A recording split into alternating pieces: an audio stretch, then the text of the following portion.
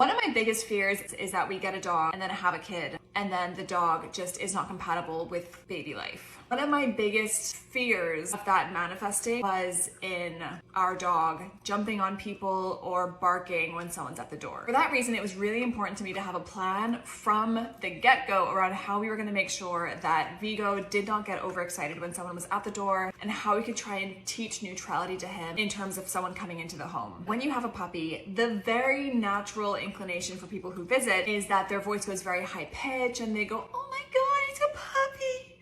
Oh my God." See how he's getting now? You see how excited he just got? That is what happens when as soon as someone walks in the door. So what they start to do is they start to associate, when someone walks in the door, I get to play, I get to be excited, I get to have that fun voice and that fun playtime. One of the things that we did, which I think everyone thought I was crazy when I said I wanted to do this, again, a recommendation from Susan Garrett, we printed off a sign that basically says, Project Calm Dog, please ignore the dog for the first 10 minutes of being in our home. Don't look at him or talk to him. My husband thought this was hilarious when I sent it to him to print out. And my friends also, whenever they'd come over and see the sign, they would have a little giggle about it because it is pretty funny. And I know that ignoring a face as adorable as this face is hard. I get it. I totally get it. But it's been 2 weeks now. It's been working really, really well. Today, for example, we had some workers come over to do some work on the AC and Vigo was completely chill. He didn't bark. He didn't get overexcited when they came in. He just chilled out and let them do their job. And that's exactly what we want. An excitable puppy is so cute, but we have to remember that they're going to grow up and this guy is going to be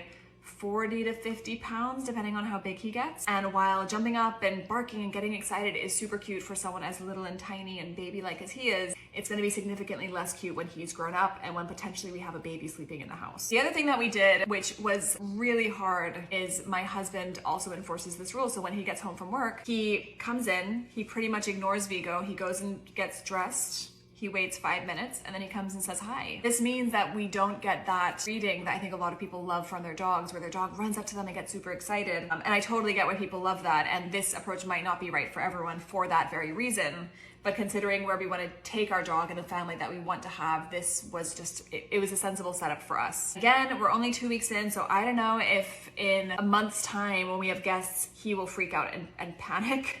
But so far it's working. So if you're in a position where you're getting a dog and you're in a similar stage of life where you might be considering a family at some point in the next few years, I highly recommend this approach. But I hope that's helpful. Give us a follow if you have a puppy and want to follow along on our journey and how we're raising Vigo to hopefully be a brilliant family dog.